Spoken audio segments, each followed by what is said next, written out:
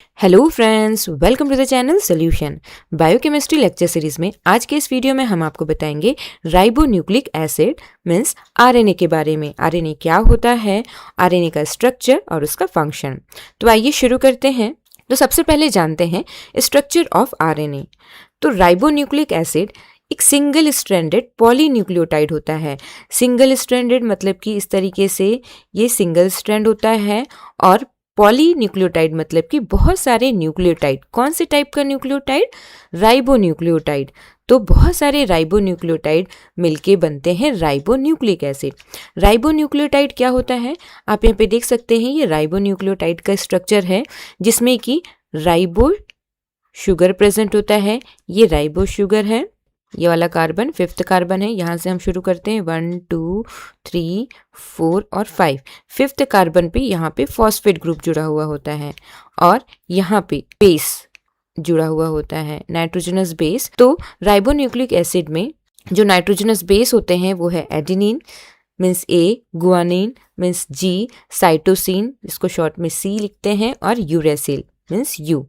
तो deoxyribonucleic acid में हमने आपको बताया था मीन्स डीएनए में एडेनिन, गुआनिन, साइटोसिन और थायमिन होता है, और आरएनए में थायमिन की जगह यहाँ पे यूरेसिल होता है। तो पॉलीमर ऑफ राइबोन्यूक्लियोटाइड मतलब कि आरएनए में बहुत से राइबोन्यूक्लियोटाइड्स एक दूसरे से जुड़ते हैं और बनते हैं सिंगल स्ट्रैंडेड आरएनए मॉलिक्यूल। आप यहाँ पे देख सकते हैं, ये एक राइबोन्यूक्लियोटाइड हो गया, ये दूसरा राइबोन्यूक्लियोटाइड, ये तीसरा, ये चौथा। इसी तरीके से बहुत सारे राइबोन्यूक्लियोटाइड्स एक दूसरे से यहाँ पे कैसे जुड़ते हैं? By the phosphodiester bond. Phosphodiester bond क्या होता है? तो ये राइबो शुगर का ये पहला कार्बन, दूसरा कार्बन, तीसरा, चौथा और ये पांचवा कार्बन, और ये फिफ्थ कार्बन में ये फॉस्फेट ग्रुप जुड़ा हुआ होता है जैसा हमने आपको स्ट्रक्चर में बताया था। तो थर्ड कार्बन का जो OH ग्रुप होता है, यहाँ पे आप देख सकते हैं, ये थर्ड कार्बन का OH ग्रुप से यहाँ पे दूसरे न्यूक्लियोटाइड का जो फॉस्फेट ग्रुप है यहाँ पे ईस्टर बनाता है, ईस्टर बॉन्ड। यहाँ पे आप देख सकते हैं दूसरे न्यूक्लियोटाइड का फिफ्थ कार्बन के साथ ये फॉस्फेट ग्रुप यहाँ पे ईस्टर बॉन्ड बनाता है। तो ये 2 ईस्टर बॉन्ड हो गए, तो ये कहलाता है फॉस्फोडाइस्टर बॉन्ड। तो इसी फॉस्फेट डाइस्टर बॉन्ड के थ्रू ये दोनों न्यूक्लियोटाइड एक दूसरे से जुड़ते हैं। तो आप देख सकते हैं यहाँ पे भी फॉस्फोडाइस्टर बॉन्ड। और इसको 3-5 क्यों बोल रहे हैं? क्योंकि एक ईस्टर बॉन्ड जो है 3 में है और दूसरा ईस्टर बॉन्ड जो है 5 में है, मतलब फिफ्थ कार्बन पे है और एक थर्ड कार्बन पे साइड पे है। तो ये हो गया 3-5 फॉस्फोडाइस्टर बॉन्ड। जैसे कि ट्रेन के जो बोगीज होते हैं एक दूसरे से कपलिंग से कनेक्टेड होते हैं, वैसे ही आरएनए के जो न्यूक्लियोटाइड्स हैं वो फॉस्फोडाइस्टर बॉन्ड से कनेक्टेड होते हैं। अब आते हैं next point. Although RNA single stranded, RNA fold on itself due to intramolecular base pairing forming short double stranded region। मतलब यूजुअली आरएनए जो है सिंगल स्ट्रैंडेड होते हैं। आरएनए मॉलिक्यूल्स में जो नाइट्रोजनस बेस होते हैं, आप देख सकते हैं यहाँ पे इस न्यूक्लियोटाइड में गुआनिन है, इसमें एडेनिन जुड़ा हुआ है, इसमें यूरेसिल और साइटोसिन। तो इस मॉलिक्यूल में जो नाइट्रोजनस बेस होते हैं वो आपस में ही इसकी पेयरिंग हो जाती है, और इसी इंट्रामोलिकुलर बेस पेयरिंग की वजह से, बेस पेयरिंग में क्या होता है, गुआनिन साइटोसिन के साथ जाता है और एडेनिन जो है यूरेसिल के साथ जाता है। मॉलिक्यूल्स के बेस में ही आपस में पेयरिंग हो जाती है। बेस पेयरिंग की वजह से वो आपस में क्या हो जाते हैं, फोल्ड हो जाते हैं और शॉर्ट डबल स्ट्रैंडेड रीजन बना लेते हैं। तो ribonucleic acid composed of phosphate ribose sugar backbone. तो इसका जो बैकबोन होता है आप देख सकते हैं, इसमें फॉस्फेट राइबोस शुगर बैकबोन है, और जिसमें कि नाइट्रोजनस बेस यहाँ पे आप देख सकते हैं इस साइड में है। Next types of RNA. तो 3 मेजर जो आरएनए होते हैं जो डायरेक्टली इन्वॉल्व होते हैं प्रोटीन की सिंथेसिस के लिए हमारे सेल के अंदर, वो है मैसेंजर आरएनए जिसको शॉर्ट में हम mRNA बोलते हैं, और वो लगभग 5-10% जो है होता है अबाउट टोटल आरएनए में। और राइबोसोमल आरएनए जिसको शॉर्ट में rRNA बोलते हैं, ये प्रेजेंट होता है लगभग 50-80%। और तीसरा ट्रांसफर आरएनए मींस tRNA जो प्रेजेंट होता है 10-20% ऑफ द टोटल आरएनए। तो यहाँ पे गलत टाइप हो गया है, तो ट्रांसफर आरएनए को आप 10 से 20% करिएगा और राइबोसोमल आरएनए को 50-80%। आरएनए जो प्रेजेंट होते हैं वो है HNRNA heterogeneous RNA, SNRNA small nuclear RNA, SNORNA small nucleolar RNA, SCRNA small cytoplasmic RNA, miRNA micro RNA और siRNA means small interfering RNA. तो ये जो आरएनए है ये directly translation means protein synthesis के लिए इन्वॉल्व नहीं होते हैं, लेकिन इंपॉर्टेंट रोल प्ले करते हैं जीन एक्सप्रेशन के रेगुलेशन के लिए और आरएनए जो है मेजर आरएनए के प्रोसेसिंग के लिए। तो इसके बाद नेक्स्ट जानते हैं मेजर जो आरएनए है एक एक करके डिटेल में। तो सबसे पहले जानते हैं मैसेंजर आरएनए, इसको शॉर्ट में mRNA बोलते हैं। तो ये कहाँ बनता है? ये बनता है सेल के न्यूक्लियस के अंदर ये बनता है। किससे बनता है? HNRNA से बनता है। HNRNA मीन्स हेट्रोजेनस आरएनए से बनता है। तो message of the DNA transcript to RNA for the protein synthesis. तो जैसा हमने आपको बताया था डीएनए में वो सारे इंफॉर्मेशन होते हैं, इंस्ट्रक्शंस होते हैं हमको बनने के लिए। तो हमारे सेल के अंदर जो भी प्रोटीन्स की सिंथेसिस होती है जैसे कि एंजाइम्स हो गए, पेप्टाइड हार्मोन्स हो गए, तो ये सब की सिंथेसिस का जो इंस्ट्रक्शन होता है, इंफॉर्मेशन होता है, वो कहाँ प्रेजेंट होता है? डीएनए में प्रेजेंट होता है। और डीएनए के जो सेक्शंस हैं उसको हम क्या कहते हैं? जीन बोलते हैं। और हर एक जीन जो है वो कोडेड होता है स्पेसिफिक प्रोटीन की सिंथेसिस के लिए। ये जो कोडिंग होती है वो specific sequence of nitrogenous base के फॉर्म में होता है। तो सेल में अगर कोई स्पेसिफिक प्रोटीन की सिंथेसिस होनी है, जैसे कोई एंजाइम की सिंथेसिस होनी है, तो डीएनए का जो ये मैसेज है वो ट्रांसक्रिप्ट होता है, मतलब कॉपी होता है मैसेंजर आरएनए में। जैसे समझ लो डीएनए एक रेसिपी बुक की तरह हो गया जिसमें बहुत सारे रेसिपीज दिए गए हैं अलग अलग डिश को बनाने के लिए। और अगर हमको कोई एक स्पेसिफिक डिश बनाना है तो हम उसकी रेसिपी फॉलो करेंगे और उस रेसिपी में जो भी इंस्ट्रक्शंस इंफॉर्मेशन दिए गए हैं उसको फॉलो करते हुए हम उस डिश को प्रिपेयर करेंगे। इसी तरीके से डीएनए के हर एक सेक्शंस में जीन में स्पेसिफिक इंफॉर्मेशन होता है जिसमें कि कोडिंग होती है। कोडिंग किस फॉर्म में होती है? स्पेसिफिक बेस सीक्वेंस के फॉर्म में होता है, जैसे कि AGTTA इस तरीके से। और ये इंस्ट्रक्शन, ये जो कोडिंग है, ये स्पेसिफिक प्रोटीन की सिंथेसिस के लिए होता है। तो होता क्या है? डीएनए कहाँ पे प्रेजेंट होता है? न्यूक्लियस में प्रेजेंट होता है। और प्रोटीन की सिंथेसिस कहाँ होती है? साइटोप्लाज्म में होता है। जैसे मान लो अगर कोई P1 मतलब कोई स्पेसिफिक एंजाइम्स की अगर सिंथेसिस करनी है तो उसके सिंथेसिस के लिए जो जेनेटिक कोड है वो सबसे पहले वो कॉपी होगा इनटू दी mRNA। जैसे मान लो हमने उस मास्टर रेसिपी बुक से जिस रेसिपी को हमको प्रिपेयर करना है उस रेसिपी की हमने फोटो कॉपी कर ली, फिर उसके इंस्ट्रक्शंस को हम फॉलो करके हम उस रेसिपी को बनाते हैं। वैसे ही समझ लीजिए डीएनए का स्पेसिफिक जेनेटिक इंफॉर्मेशन वो कॉपी होता है mRNA में और उसी को ट्रांसक्रिप्शन कहा जाता है। इसी mRNA के नाइट्रोजनस बेस सीक्वेंस के अकॉर्डिंग उस प्रोटीन की सिंथेसिस होती है जिसके लिए वो कोडेड है। तो ये सिंगल स्ट्रैंडेड पॉलीन्यूक्लियोटाइड होता है और ये लगभग टोटल सेलुलर आरएनए का लगभग 5% होता है। तो मेन फंक्शन जैसा हमने आपको बताया कि मैसेंजर आरएनए में जो मैसेज होता है स्पेसिफिक प्रोटीन की सिंथेसिस के लिए, तो mRNA सिंगल स्ट्रैंडेड होता है और इसका ये 5' एंड है और ये 3' एंड है। 5' एंड और 3' एंड क्या होता है? तो 5' एंड मतलब होता है ये जो आखिरी का जो न्यूक्लियोटाइड होता है उस न्यूक्लियोटाइड का 5th कार्बन पे जो फॉस्फेट ग्रुप होता है वो फ्री है और चेन के मीन्स आरएनए स्ट्रैंड का जो आखिरी वाला जो न्यूक्लियोटाइड होता है इसका जो 3rd नंबर पे OH ग्रुप होता है वो फ्री होता है। इसी कारण से बोला गया है 5' से 3' एंड। तो ये देख सकते हैं ये 5' एंड है और ये 3' एंड है। तो 5' और 3' एंड के आप देख सकते हैं ये जो वाला रीजन है ये क्या होते हैं? ये अनट्रांसलेटेड रीजन होते हैं, मतलब कि यहाँ पे कोडिंग नहीं होती है। ये UTR मीन्स अनट्रांसलेटेड रीजन। और ये क्यों होता है? ये प्रोटेक्शन के लिए होता है दोनों एंड के। तो ये वाला एंड क्या है? 5' and cap means 5 terminal and में क्या होता है? 7 मिथाइल गुआनोसिन ट्राइफॉस्फेट।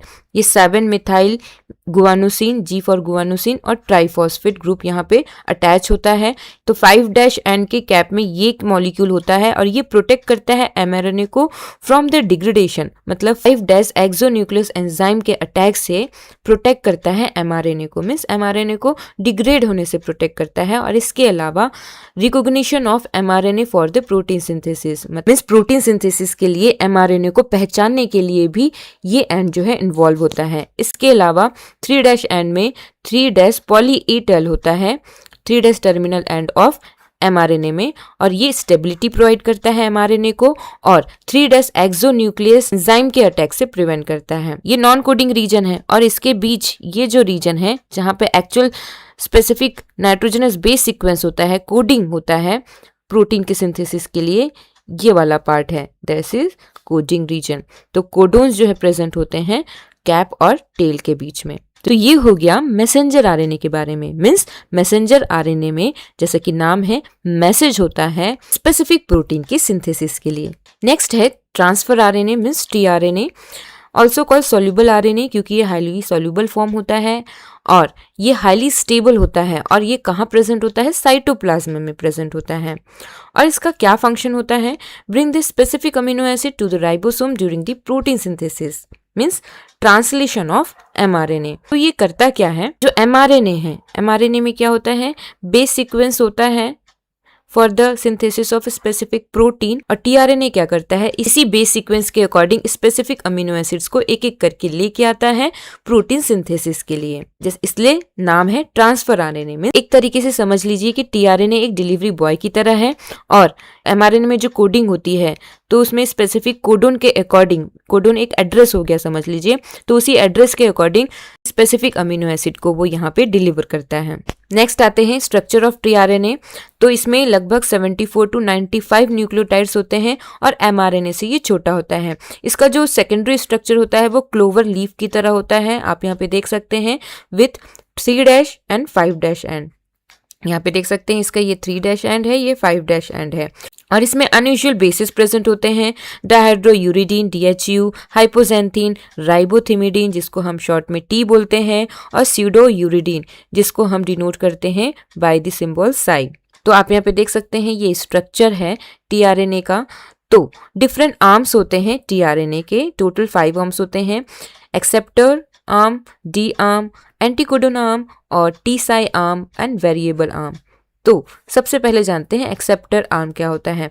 तो ये किस तरफ होता है? टीआरएनए के 3' एंड में होता है। 3' एंड में ये जो आर्म है ये एक्सेप्टर आर्म है और इसमें लगभग 7 बेस पेयर होते हैं और टर्मिनेट्स विद CCA सीक्वेंस। तो यहाँ पे 5' से 3' की तरफ रीडिंग होती है, तो यहाँ पे CCA sequence, C for cytosine, A for adenine, इसी सीक्वेंस से टीआरएनए की एंडिंग होती है। और जैसा कि नाम है एक्सेप्टर आर्म, मतलब ये साइट होता है अमीनो एसिड के अटैचमेंट के लिए। तो जैसा हमने आपको बताया था कि ये कोडोन के अकॉर्डिंग स्पेसिफिक अमीनो एसिड को ट्रांसफर करता है, लेके आता है। सेकेंड डी आर्म, जिसको हम DHU आर्म भी बोलते हैं, इसमें 3 से 4 बेस पेयर होते हैं और इसमें एटलीस्ट 2 DHU बेस होता है। DHU मीन्स डायहाइड्रोयूरिडीन बेस होता है, जो हमने आपको बताया था अनयूजुअल बेस होते हैं। इसी डी आर्म के through amino acyl tRNA synthetase जो है इसको रिकॉग्नाइज करता है टीआरएनए को। तो ये हो गया आपका D arm. Anticodon arm third, इसमें 5 बेस पेयर ये लॉन्ग होता है, ये जो आप देख रहे हैं ये जो है एंटीकोडोन आर्म है और इसमें एंटीकोडोन होते हैं।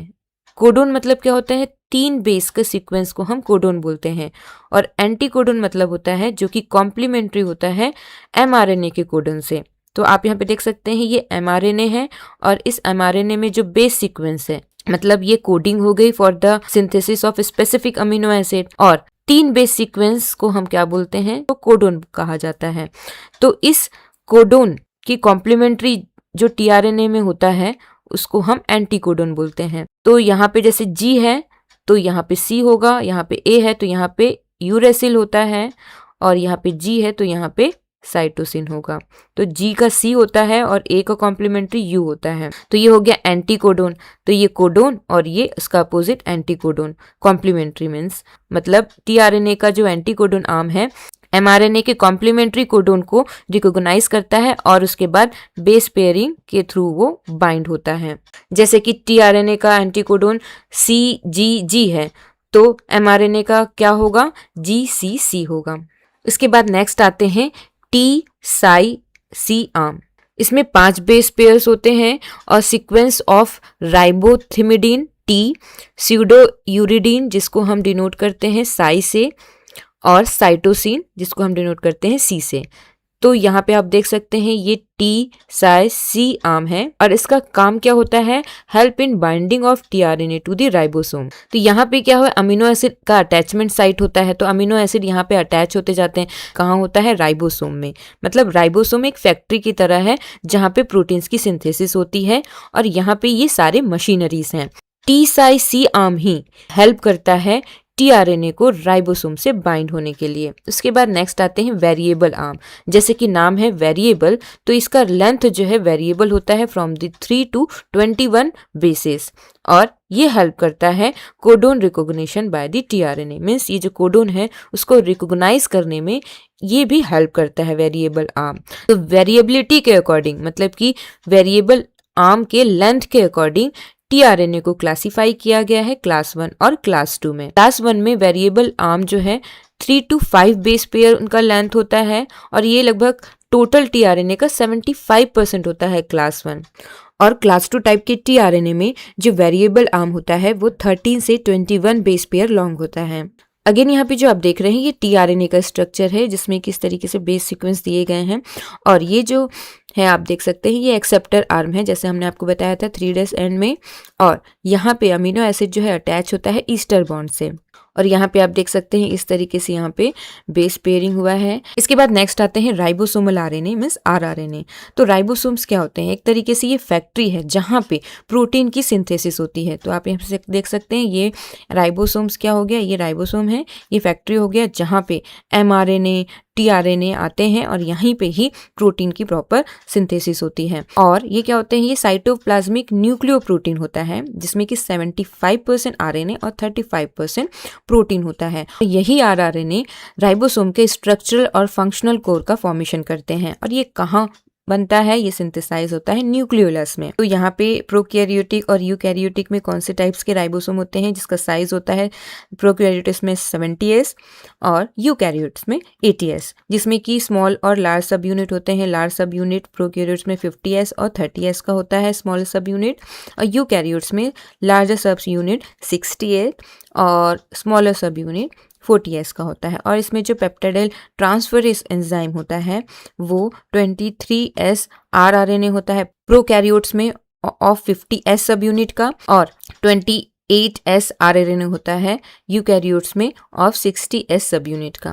तो फंक्शन क्या हुआ आरआरएनए का, ये कंपोनेंट होता है राइबोसोम्स का जो कि इन्वॉल्व होता है इन दी प्रोटीन सिंथेसिस। तो आप यहाँ पे देख सकते हैं ये राइबोसोम हो गया, इसका लार्जर सब यूनिट, ये स्मॉलर सब यूनिट। स्मॉलर सब यूनिट में ये एमआरएनए जो है यहाँ पे अटैच हो गया और इसका आप देख सकते हैं ये बेस सीक्वेंस है। नाइट्रोजनस बेस सीक्वेंस के अकॉर्डिंग ही क्या होता है टीआरएनए यहाँ पे जब वो रीड होता है तो रीड कैसे होता है, तो एमआरएनए में जो नाइट्रोजनस बेस सीक्वेंस होता है वो 3 बेस सीक्वेंस एक साथ रीड होता है जिसको हम कोडोन बोलते हैं।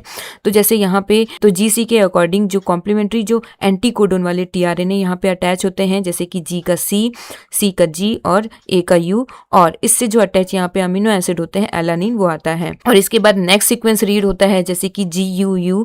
नेक्स्ट कॉम्प्लीमेंट्री एंटीकोडोन वाले टीआरएनए आता है CAA, वो अटैच होता है और उस साथ जो अटैच अमीनो एसिड होता है इससे पहले वाले अमीनो एसिड के साथ अटैच होता है। तो इस तरीके से चेन जो है ग्रोथ हो जाता है। नेक्स्ट सीक्वेंस रीड होता है जैसे कि यहाँ पे AAU है, तो उसके अकॉर्डिंग एंटीकोडोन वाले टीआरएनए आते हैं UUA और उसके साथ जो अटैच जो अमीनो एसिड होता है वो यहाँ पे बाइंड होता है। इस तरीके से अमीनो एसिड अटैच होते जाते हैं बाय द पेप्टाइड बॉन्ड और बनता है peptide chain for the synthesis of protein. तो इसी को हम ट्रांसलेशन बोलते हैं। तो ये आप देख रहे हैं ये ग्रोइंग पेप्टाइड चेन है। मीन्स एमआरएनए के नाइट्रोजनस बेस के सीक्वेंस के अकॉर्डिंग यहाँ पे टीआरएनए आता है और एमिनो एसिड इस तरीके से अटैच होते जाता है। तो ग्रोइंग पेप्टाइड चेन, तो किस तरीके से प्रोटीन की सिंथेसिस होती है उसको डिटेल में हम आगे के वीडियो में बताएंगे। नेक्स्ट जानते हैं हेट्रोजेनस न्यूक्लियर आरएनए क्या होता है, जिसको शॉर्ट में HNRNA बोलते हैं। तो जैसा हमने आपको बताया था HNRNA से mRNA बनता है, तो इसको हम प्री mRNA बोलते हैं या प्राइमरी ट्रांसक्रिप्ट बोलते हैं। ये सिंगल स्ट्रैंडेड होता है और ये कहाँ बनता है, ये न्यूक्लियस में बनता है दी ट्रांसक्रिप्शन ऑफ DNA। तो जैसा हमने आपको बताया था DNA का स्पेसिफिक जो इन्फॉर्मेशन होता है एक स्पेसिफिक प्रोटीन की सिंथेसिस के लिए वो कॉपी होता है, ट्रांसक्रिप्ट होता है आरएनए में और बनता है न्यूक्लियस के अंदर HNRNA। इस HNRNA में एक्सॉन और इंट्रॉन्स प्रेजेंट होते हैं, मीन्स कोडिंग और नॉन कोडिंग रीजन दोनों प्रेजेंट होता है। तो इस HNRNA की प्रोसेसिंग होती है। कैपिंग होगा, जैसा हमने आपको बताया था 5' एंड में, 3' एंड में पॉली ए टेलिंग होता है, और स्प्लाइसिंग होता है। इंट्रॉन्स मतलब कि जो नॉन कोडिंग रीजन होते हैं वो निकलता है, और कोडिंग रीजन मतलब कि एक्सॉन्स जो है जुड़ते हैं, और फाइनली बनता है मैच्योर mRNA। तो न्यूक्लियस में HNRNA की प्रोसेसिंग होने के बाद ही ये मैच्योर mRNA में कन्वर्ट होता है, और फिर ये साइटोप्लाज्म में जाता है और वहां पे प्रोटीन सिंथेसिस के लिए इन्वॉल्व होता है। इसके बाद नेक्स्ट आते हैं स्मॉलर न्यूक्लियर RNA, SNRNA। ये न्यूक्लियस में प्रेजेंट होता है और इसके डिफरेंट टाइप्स होते हैं, U1, U2, U4, U5, U6, U7। इसको U क्यों बोला गया है? यू से डिनोट इसलिए किया गया है क्योंकि इसमें यूरेसिल ज़्यादा मात्रा में प्रेजेंट होता है, और ये स्पेसिफिक प्रोटीन के साथ कॉम्प्लेक्स बनाता है और बनता है स्मॉल न्यूक्लियो प्रोटीन पार्टिकल्स। और ये SNRNPs क्या होते हैं? ये ऊपर में जो हमने आपको बताया था हेट्रोजेनस न्यूक्लियर RNA, इसके साथ एसोसिएट होते हैं, और दोनों एसोसिएट होने के बाद क्या बनता है? स्प्लाइसियोसोम। ये स्प्लाइसियोसोम क्या करते हैं? HNRNA की जो स्प्लाइसिंग होती है, जैसा हमने आपको बताया था, HNRNA की स्प्लाइसिंग मतलब कि उसमें से जो इंट्रॉन्स है उसको रिमूव करना, और जो एक्सॉन्स मतलब जो कोडिंग रीजन रह गए हैं उसको वापस में जोड़ना, तो उसको हम स्प्लाइसिंग बोलते हैं। तो HNRNA की जो स्प्लाइसिंग है वो कौन करता है? स्प्लाइसियोसोम, जो कि SNRNP से बनता है। तो ये हो गया टाइप्स ऑफ RNA के बारे में। तो RNA क्या होता है? ये एसेंशियल होता है हमारे बॉडी में प्रोटीन की सिंथेसिस के लिए। DNA में जो जेनेटिक इंफॉर्मेशन होता है, मींस DNA के स्पेसिफिक जीन में जो इंस्ट्रक्शंस होते हैं, कोड होता है for the synthesis of protein, वो सबसे पहले पास होता है RNA में, और फिर प्रोटीन की सिंथेसिस होती है। तो आप देख सकते हैं ये DNA का ट्रांसक्रिप्शन होता है, मीन्स इसका मैसेज कॉपी होता है टू द RNA, और RNA से फिर बनता है ट्रांसलेशन के थ्रू प्रोटीन। तो इसी को हम क्या बोलते हैं? Central dogma of life. तो ट्रांसक्रिप्शन और ट्रांसलेशन, इसको आगे आने वाले वीडियोस में हम डिटेल में पढ़ेंगे। नेक्स्ट जानते हैं राइबोजाइम्स क्या होते हैं। तो राइबोजाइम्स जो है RNA मॉलिक्यूल ही होता है, लेकिन इसकी एंजाइमेटिक एक्टिविटी होती है, मतलब कि ये बायोकेमिकल रिएक्शंस को कैटेलाइज करते हैं। सबस्ट्रेट स्पेसिफिसिटी होती है, मीन सबस्ट्रेट से बाइंड होते हैं, और माइकलिस मेंटेन काइनेटिक्स को फॉलो करते हैं। एंजाइम्स में हम पढ़ेंगे इसको डिटेल में, जैसे कि एग्जांपल RNase-P, ये क्या करते हैं? tRNA की प्रोसेसिंग करते हैं। पेप्टाइडिल ट्रांसफरेज, तो ये पेप्टाइड बॉन्ड का फॉर्मेशन करते हैं ट्रांसलेशन के समय। जैसा हमने आपको दिखाया था कि जो tRNA एक एक करके अमीनो एसिड लाते हैं, और ये अमीनो एसिड जो है अटैच होते जाते हैं थ्रू दी पेप्टाइड बॉन्ड। तो ये पेप्टाइड बॉन्ड का फॉर्मेशन कौन करता है? Ribozyme peptidyl transferase. स्प्लाइसियोसोम अभी हमने आपको बताया, ये RNA की स्प्लाइसिंग करता है। Hammer head ribozyme, hair pin ribozyme, और क्लिनिकल इंपॉर्टेंस जो सिंथेटिक राइजोजाइम्स होते हैं उसको यूज किया जाता है HIV RNA, hepatitis C virus RNA और जेनेटिक डिसऑर्डर के अगेंस्ट। नेक्स्ट जानते हैं DNA और RNA में क्या डिफरेंस होता है। तो DNA जैसा हमने आपको बताया ये डीऑक्सीराइबोन्यूक्लियोटाइड का पॉलीमर होता है, और RNA जो है ये राइबोन्यूक्लियोटाइड का पॉलीमर होता है, और ये जो है जुड़े हुए होते हैं दोनों बाय द 3'5' फॉस्फोडाइस्टर बॉन्ड, या कह सकते हैं phosphodiester bridge. Structure DNA double helix structure होता है, और यूजुअली जो है RNA सिंगल स्ट्रैंडेड होता है। इसमें जो शुगर होता है वो डीऑक्सीराइबोस होता है, RNA में राइबोस शुगर होता है। ये न्यूक्लियस में ही होता है। DNA और RNA जो है दोनों न्यूक्लियस में भी और साइटोप्लाज्म में भी लोकेटेड होता है। बेसिस एडेनिन, गुआनिन, थाइमिन और साइटोसिन होता है, लेकिन RNA में थाइमिन की जगह यहाँ पे यूरेसिल होता है, बाकी सब नाइट्रोजनस पे सेम होते हैं, एडेनिन, गुआनिन, साइटोसिन। तो ये जो लेफ्ट साइड में देख रहे हैं ये DNA का स्ट्रक्चर है, और राइट साइड में RNA का स्ट्रक्चर है। तो जैसा हमने आपको बताया था DNA में डीऑक्सीराइबोस शुगर होता है, तो यहाँ पे आप देख सकते हैं हर एक न्यूक्लियोटाइड में जो शुगर ये है, ये शुगर डीऑक्सीराइबोस होता है, मीन्स यहाँ पे इसके सेकेंड कार्बन में हाइड्रोजन होता है, और यहाँ पे बेसिस है नाइट्रोजनस बेस, और ये फॉस्फेट है। तो ये डीऑक्सीराइबोस है, और RNA में राइबोस शुगर होता है। ये जो आप देख रहे हैं ये राइबोस शुगर है, जिसमें सेकेंड कार्बन में OH होता है, तो ये हो गया राइबोस शुगर। तो DNA स्ट्रैंड का जो आखिरी न्यूक्लियोटाइड है उसके 5th कार्बन का ये फॉस्फेट ग्रुप जो है फ्री है, तो ये 5' एंड हो गया। और DNA स्ट्रैंड का जो आखिरी न्यूक्लियोटाइड है उसका थर्ड कार्बन का जो ये OH है ये फ्री है, तो ये हो गया 3' इसी तरीके से आरएनए में भी जैसा हमने आपको बताया था कि ये जो न्यूक्लियोटाइड्स हैं एक दूसरे से जुड़े हुए होते हैं बाय दी फॉस्फोडाइस्टर बॉन्ड, ये एक ईस्टर बॉन्ड, ये दूसरा ईस्टर बॉन्ड, और इस तरीके से दोनों में शुगर फॉस्फेट बैकबोन होता है डीएनए और आरएनए में। ये चारगाफ्स रूल को फॉलो करता है, मतलब कि ए जो है वो टी के साथ पेयर होता है और सी जो है जी के साथ पेयर होता है, और यहाँ पे चारगाफ्स रूल फॉलो नहीं होता है क्योंकि आरएनए जो है सिंगल स्ट्रैंडेड होता है और इसी कारण से प्यूरिन जो है डीएनए में पिरिमिडिन के इक्वल होता है हमेशा, और यहाँ पे चारगाफ्स रूल को फॉलो नहीं करता है इसलिए इक्वल नहीं होता है। यहाँ पे डीएनए से डीएनए बनता है थ्रू द रिप्लिकेशन प्रोसेस, और आरएनए कैसे बनता है? डीएनए से ट्रांसक्रिप्शन प्रोसेस के थ्रू। साइज क्या होता है? ये लार्जर मॉलिक्यूल होते हैं, इसमें मिलियंस ऑफ बेस पेयर होते हैं, और ये स्मॉलर मॉलिक्यूल होता है। अल्कली हाइड्रोलिसिस, डीएनए हाइड्रोलाइज नहीं होता है अल्कली से, लेकिन आरएनए जो है हाइड्रोलाइज हो जाता है 2' 3' साइक्लिक डाइस्टर के फॉर्म में, क्योंकि जैसा हमने आपको बताया था इसके राइबोस शुगर के सेकेंड पोजीशन में हाइड्रोक्सिल ग्रुप होता है, लेकिन डीएनए में डीऑक्सीराइबोस में नहीं होता है। ऑर्सिनॉल कलर रिएक्शन, ऑर्सिनॉल कलर रिएक्शन से हम डीएनए को आइडेंटिफाई नहीं कर सकते हैं, इसको हम राइबोस शुगर को आइडेंटिफाई कर सकते हैं। फंक्शन, डीएनए एक केमिकल बेसिस होता है ऑफ द हेरिडिटरी, मतलब डीएनए में वो सभी इंस्ट्रक्शंस होते हैं एक ऑर्गेनेल्स को बनाने के लिए, और वो सारे जेनेटिक इंस्ट्रक्शंस जो है, इंफॉर्मेशन जो है वो ट्रांसफर होते हैं एक जनरेशन से दूसरे जनरेशन से, मतलब कि पेरेंट्स टू ऑफस्प्रिंग। तो ये हेरिडिटरी मटेरियल है, और आरएनए जो है प्रोटीन सिंथेसिस में इन्वॉल्व होता है। तो ये हो गया आज का टॉपिक। इसके बाद नेक्स्ट वीडियो में हम आपको बताएंगे replication of DNA. Thank you very much for watching this video.